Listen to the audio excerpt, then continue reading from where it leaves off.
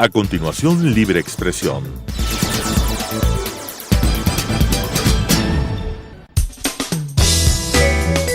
Clasificación B, bajo supervisión de un adulto.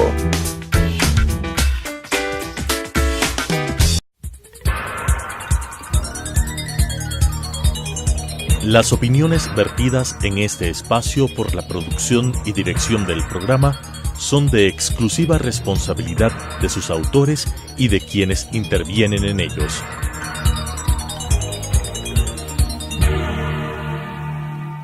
Telesucesos Canal 29 UHF presenta Libre Expresión. Un espacio para defender los derechos humanos, impulsar la democracia y escuchar a la sociedad. Con la conducción de César Ricaurte. Libre Expresión. Bien, quiero comenzar con mis invitados con una visión general de este paquete de reformas enviadas por el Ejecutivo. ¿Significa un avance? ¿Significa un primer paso pero insuficiente? ¿Qué dirían ustedes que es la característica principal de estas 80 reformas enviadas por el Ejecutivo? No sé, ¿quién quiere empezar? Miguel, por favor. Álvaro, Miguel. Muchas gracias primero, César, por esta invitación al programa y qué gusto compartir con Álvaro. Yo diría que en primer lugar hay una lectura política y es el reconocimiento del gobierno, del cual Lenín Moreno, digamos, es la cabeza, que durante 10 años en el Ecuador hubo violaciones a los derechos de los periodistas a través de una superintendencia de comunicación y de una figura jurídica que ellos crearon que tiene todas las características para ser un tipo penal y que era el linchamiento mediático. Entonces veo con muy buenos ojos y aplaudo la desaparición de esta institución perseguidora de los periodistas y de los medios de comunicación, como veo también con muy buenos ojos que el linchamiento mediático haya sido extirpado en este proyecto de reforma. Sin embargo, creo que el país debe discutir muchos temas, César, que son cruciales. Creo que se mantiene esta visión correísta de crear de algún modo palabras ambiguas para generar espacios de discrecionalidad. Hablo, por ejemplo, de todo lo que se refiere a información de calidad y me pregunto, ¿qué es información de calidad? ¿Quién lo define? ¿Quién puede de algún modo controlar a los medios para que se guíen bajo estos estándares? Vamos a analizar eso más adelante, mi querido Miguel, pero Álvaro, justamente en esa línea de lo que planteaba Miguel hace un momento, que decía, hay un gran avance en reconocer que la ley de comunicación fue un instrumento de persecución contra periodistas. Y también se reconoce otra cosa importante en los considerandos de la ley, que es que la comunicación es un derecho, no un servicio público. Y por lo tanto, y en la línea de lo que Miguel bien manifestaba, creo que es de justicia reconocer esto como un primer importante y probablemente el fundamental paso para que efectivamente en el ámbito del debate que tiene que generarse en la Asamblea ya se puedan abordar temas puntuales respecto de los cuales, por ejemplo, los medios privados tenemos cosas que decir. Los medios y los periodistas somos quien podemos a estas alturas, después de 5 años de vigencia de la ley, reportar lo que en la práctica significó este cuerpo legal. No es momento de retomar el debate desde los postulados, desde los principios, porque creo que hay que partir de la práctica, y la práctica, para de alguna manera soportar lo que dice Miguel, la práctica nos dice que la ley de comunicación fue creada para perseguir, y para poder hacerlo de manera eficiente crearon un organismo, para poder hacerlo de manera eficiente según sus propósitos, y me refiero concretamente a los del gobierno del expresidente Correa, había que crear todas estas figuras en la ley orgánica de comunicación, a fin de que los medios y los periodistas tengamos muchos espacios en donde tropezar y la persecución sea, como te decía, eficiente. Así que lo primero que yo digo y reconozco es esto como un primer gran paso. Y lo segundo, una exhortación de entrada, apenas va a comenzar el debate, César. Creo que nos debemos todos los actores proponer que este debate no se dé en el ambiente que de manera intencional el expresidente Correa manejó la aprobación de la vigente ley, es decir, en un ambiente de confrontación absoluta. Uh-huh. Y deberíamos reconocer los esfuerzos que de cada lado se han hecho para tener un primer proyecto de ley, que por cierto no es el único en la Asamblea, uh-huh. y a partir de eso construir. Y en ese afán los medios privados estamos. Uh-huh. Miguel, otro posible avance de este proyecto es la eliminación del código deontológico como obligatorio, ¿no es cierto? Y además como causal de sanción a los medios de comunicación. Y esto va en la línea de lo que tú planteabas, que es esta eliminación de la Supercon, que en realidad significa la eliminación del régimen punitivo en contra de medios de comunicación y periodistas. Claro. Realmente, César, la obsesión correísta fue crear un estado de propaganda, y para lograrlo tenía que aplacar a los medios que hacían periodismo independiente, que de algún modo investigaban todos los hechos de autoritarismo y corrupción del gobierno. Y en esa línea se impone el código deontológico de la Ley Orgánica de Comunicación. Uh-huh. Que si tú te pones a reflexionar un rato sobre el tema ya desde un punto un poco más profundo, filosófico, resulta que el Estado intentó decirnos a los periodistas cómo hacer nuestro trabajo. El Estado, desde su arrogancia, y los políticos del correísmo, desde esta necesidad de poner un bozal a la prensa, crearon como pretexto para sus actividades persecutorias un código, digamos un catálogo, donde de algún modo nos obligaban a hacer cuestiones que discrecionalmente la superintendencia veía si es o no digamos, coherente con el espíritu de la Ley de Comunicación, que era un espíritu perseguidor. Entonces, en esa línea se dio, por ejemplo, la sanción a un caricaturista, sanciones a un periódico como La Hora, donde yo trabajo, donde... Bueno, La Hora fue de los más sancionados. De los más sancionados, como 15 sanciones. Y son unas sanciones de horror, porque si tú te pones a pensar, se le sancionó por publicar, por no publicar, y por lo que publicaban terceros. Es que en el código deontológico, Álvaro, por ejemplo, se planteaba que los medios de comunicación eran responsables de lo que decía una tercera persona, y prácticamente los directivos de los medios tenían que intervenir, censurar, ¿no es cierto?, a alguien que, por ejemplo, estaba siendo entrevistado en la radio, porque si no podía ser responsable de cualquier cosa que dijera esa otra persona, esa tercera persona. En la realización de los programas en vivo, César, efectivamente lo que dices, ¿no? La intervención atenta del conductor de un programa para quitarle responsabilidad al medio por lo que alguien estaba diciendo, pero seguramente ya se dijo, y a ojos de la superintendencia motivo suficiente para sancionar al medio, pero como censura previa también, incluso desde el momento de la planificación del debate, desde la planificación de los actores de ese debate, ¿no? La reacción de la mayoría de medios fue la autocensura, tener que trabajar en los esquemas de información, por ejemplo, tener que pasar por filtros que debían tener un criterio jurídico, notas informativas, pero yo quiero que, más allá de todo, no perdamos de vista que existieron medios, periodistas valientes, que le hicieron frente a esta ley, y que de todas maneras denunciaron, que de todas maneras investigaron, y que de todas maneras opinaron. Creo que de lo contrario, de no haber sido por esa actitud, insisto, valiente, muchos de los casos que hoy ya son corroborados por la justicia, casos de corrupción me refiero, probablemente no sería este el estado de cosas, ¿no? Absolutamente. Hubo quien, más allá de la existencia de la ley, decidió seguir cumpliendo con su trabajo. Así es. Muchos, yo diría. Y entre esos, obviamente hay que reconocer que Diario La Hora, que por ejemplo fue sancionado por uno de los primeros casos de linchamiento o de censura por omisión, más bien, en el caso que Chato Castillo, el alcalde de Loja, este inefable alcalde de Loja, que sigue siendo un persecutor de los periodistas en su provincia, le planteó a Diario La Hora por no cubrir su rendición de cuentas.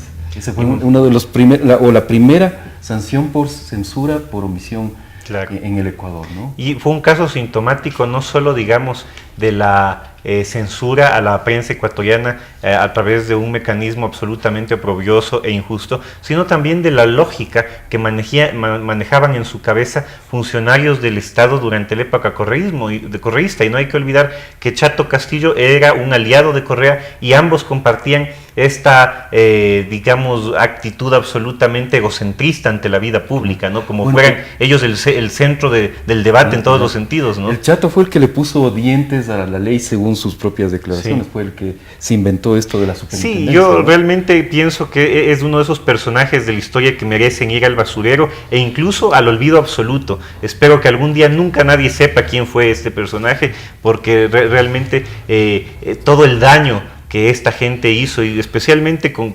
aliados del correísmo, fue muy grande. Fíjate tú que hasta ahora no se ha resuelto un tema de la ley de comunicación, y es la inconstitucionalidad de gran parte de su contenido, que fue incorporado al texto entre gallos y medianoche, sin que esos temas se hayan aprobado en los debates primero y segundo, y simplemente se votó con la aplanadora correísta en el pleno, y se introdujo así inconstitucionalmente. Así es. El tema aquí fue la creación de la superintendencia, fue siempre inconstitucional. Y el linchamiento mediático también. Así fue. Así es. Álvaro, hay aspectos, entremos ya a los claroscuros del proyecto del Ejecutivo. Habrá programas más adelante, ojalá ustedes nos puedan acompañar también, en que analizaremos los otros proyectos que están sobre la mesa. Pero en el proyecto del Ejecutivo hay unos asuntos que preocupan también. Y algo ya lo mencionaba Miguel, por ejemplo, el tema de la información de calidad, ¿no es cierto?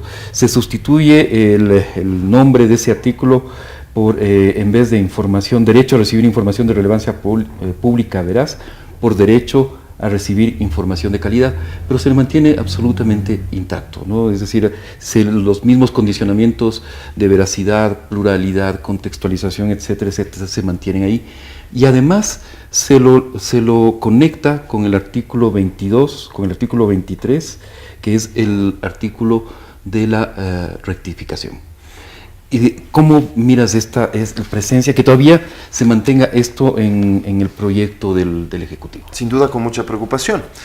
Sin embargo, creo que debemos coincidir en que este es un tema en el que el debate debe permitir, y uno podría pensar que no soporta o no merece mayor análisis. La verdad es que creo que este es un error del proyecto de ley, el no haber corregido inicialmente esto, pero yo quiero retomar aquello del ambiente.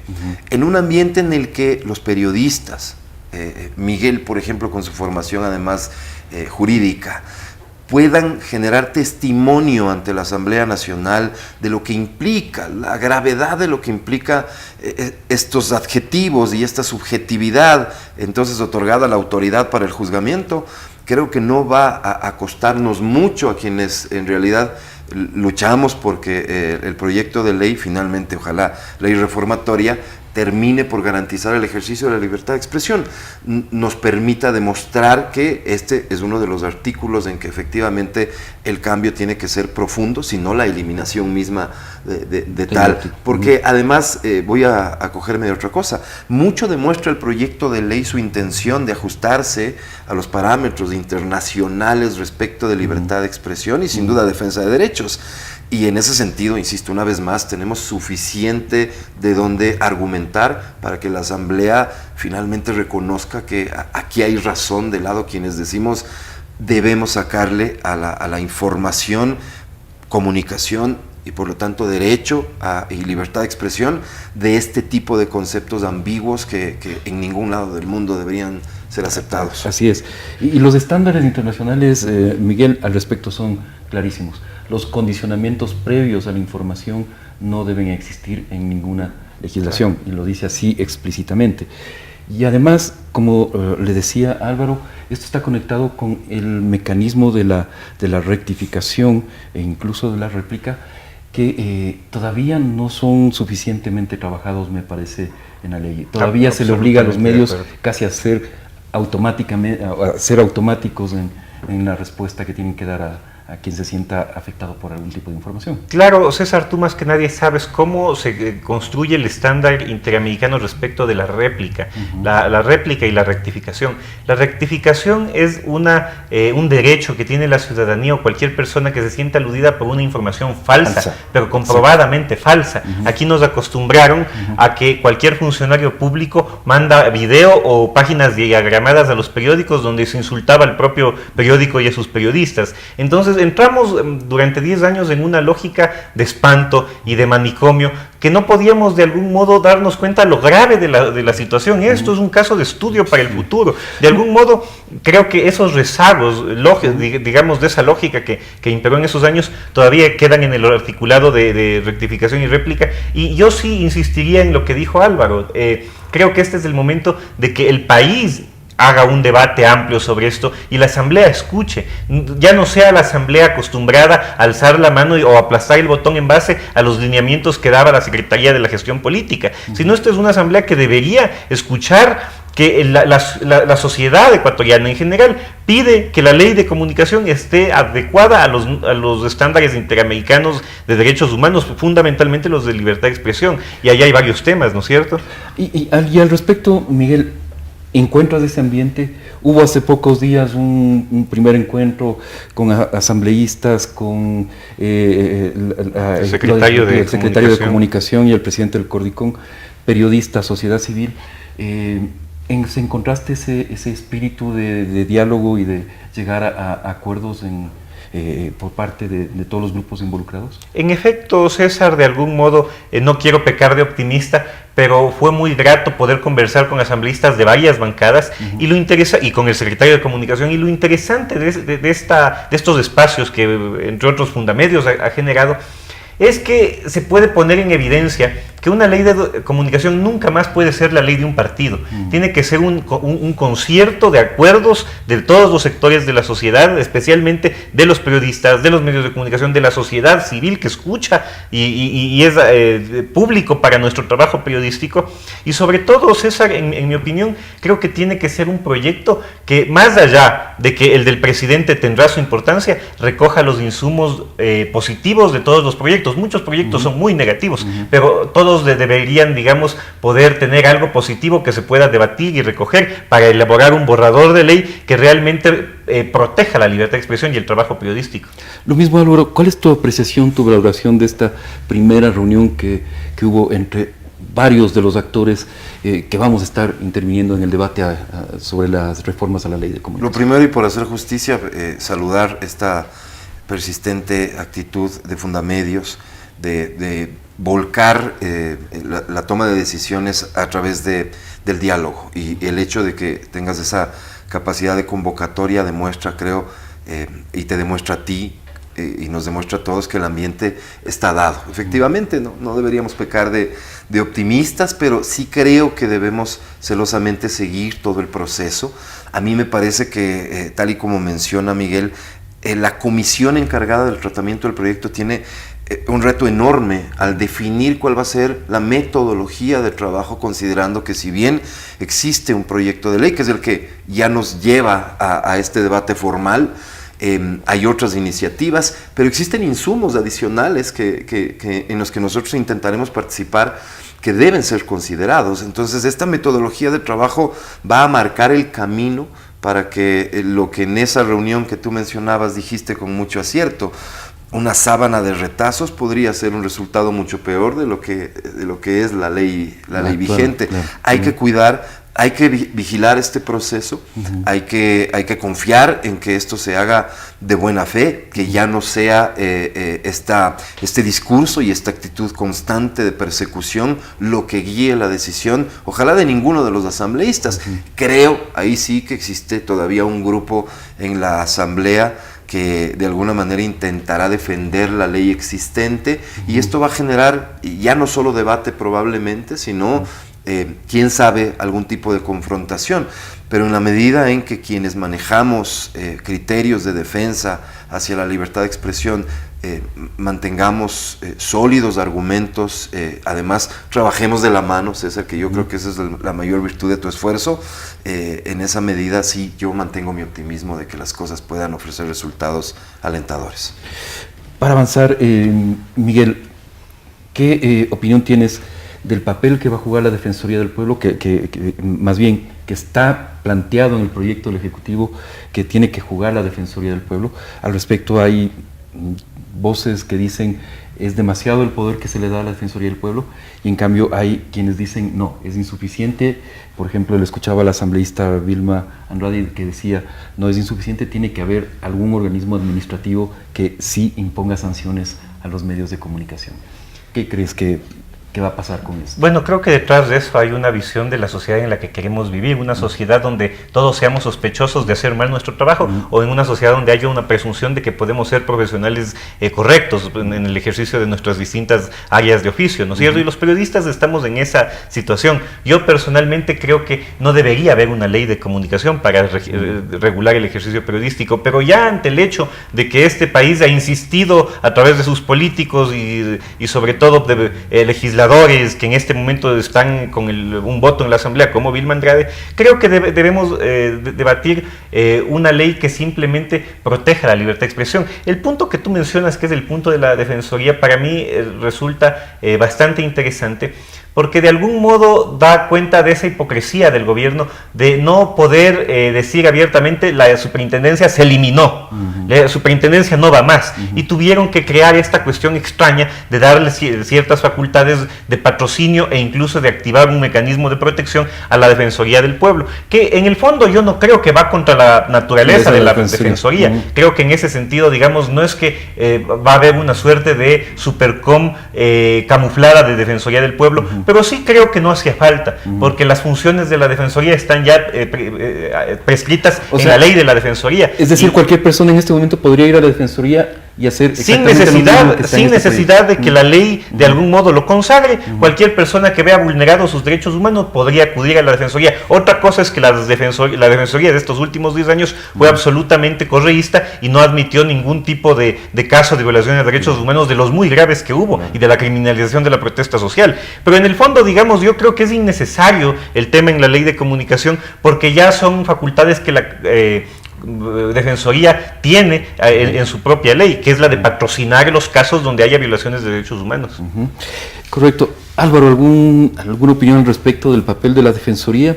Y si no, te pregunto también de la composición del Cordicom. ¿Cómo la ves? Está relacionado además. Fíjate que he escuchado a quien hoy está al frente, la Defensoría del Pueblo, manifestar primero la necesidad de debatir a profundidad el rol que se espera de la Defensoría. Me parece que lo que acaba de decir Miguel es clarísimo. Lo que el proyecto de ley incluye es redundante respecto de las atribuciones que ya tiene la Defensoría. Probablemente esto tiene también detrás una estrategia política que hay que saber leer, y esta estrategia política de que el proyecto de ley pueda ser aprobado. Finalmente sabremos medir en su momento para tener una opinión y una posición. Pero quien dirige la Defensoría del Pueblo ha dicho: creo que nuestra representación en el Cordicom está de más, si vamos a ser la autoridad que de alguna manera se encarga ya del manejo mismo y cumplimiento de la ley. Y ahí vamos a darle toda la razón a la Defensoría del Pueblo. La composición del Cordicom también nos lleva a un debate de origen, ¿no es cierto? Y este debate de origen es, siempre se habló de que en el anterior CONARTEL, los medios de comunicación, habíamos hecho lo que nos daba la gana porque era un organismo que estaba controlado por nosotros. Resulta ser que su composición era 2 representantes de medios y 4 del gobierno. Jamás existió una mayoría que obedezca a los intereses de los medios de comunicación en sí. Pero entonces el origen de esto es si es que entre los roles fundamentales del Cordicom está la determinación de políticas de comunicación, y esto lo deberíamos ver desde una perspectiva más bien constructiva. ¿Cómo no pensar en que periodistas, en que medios de comunicación tengamos una representación en este organismo? ¿Por qué no? Creo que el debate nos da la oportunidad, insisto, de que vayamos al origen de esta lógica, ¿no? Correcto.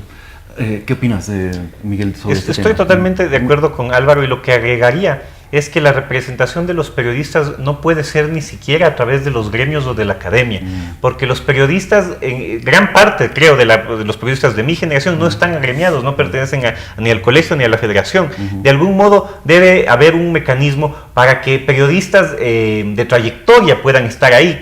Pienso por ejemplo en Lolo Echeverría, un periodista que conoce la comunicación de muchos años, pero esa es la idea, ¿no? Que pueda estar ahí representada la voz de los periodistas, y digamos de algún modo el argumento en contra es que va a haber alguien de la academia, pero no, la academia realmente no representa el periodismo. Yo creo, sinceramente, César, que ese es otro punto importante del proyecto de ley. No se adecuó el estándar interamericano que implica que el ejercicio de la libertad de expresión no puede estar sujeto a exigencia de titulación con el título de periodista, que es lo que está implícito en esta ley. Yo creo fundamentalmente que la libertad de expresión es inherente al humano, no a la persona que ha obtenido un título de periodista, y sí creo en la profesionalización. Yo creo que los medios mejoran la calidad en el momento que contratan periodistas que se han formado como tales, pero eso no puede estar impuesto por una ley que en ese planteamiento estaría contraviniendo un estándar internacional, en el sentido de que la libertad de expresión no está sujeta a nada, es un derecho que tenemos todos. Claro.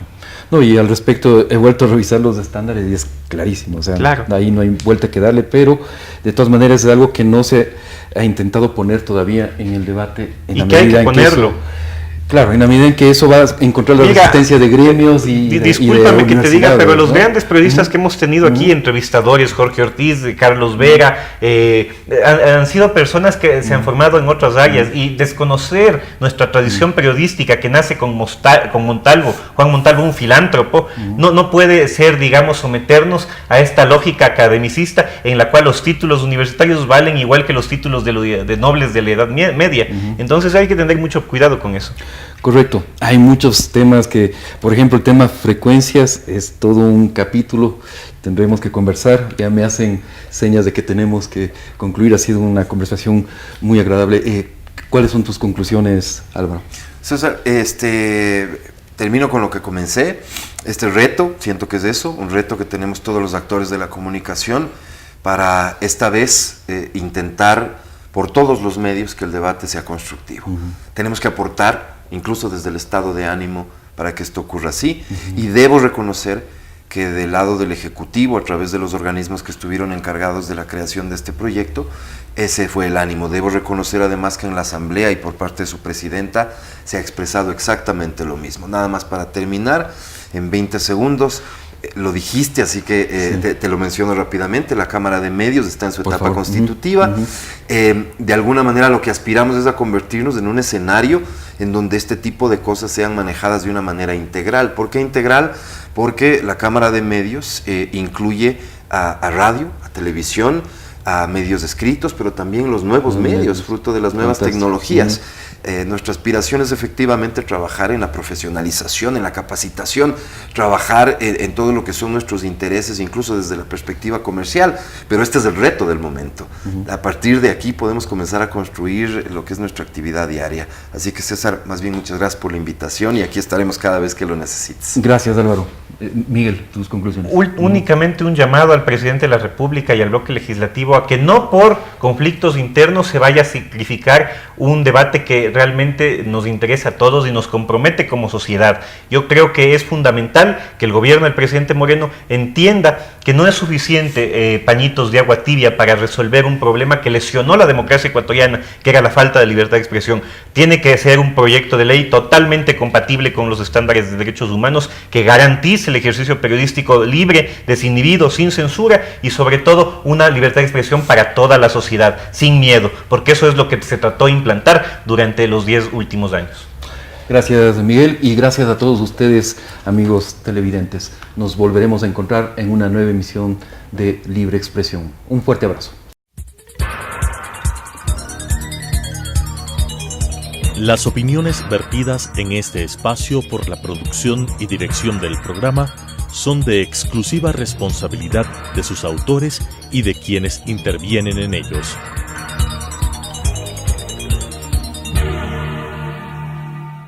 Telesucesos Canal 29 UHF presentó Libre Expresión. Un espacio para defender los derechos humanos, impulsar la democracia y escuchar a la sociedad, con la conducción de César Ricaurte. Libre Expresión.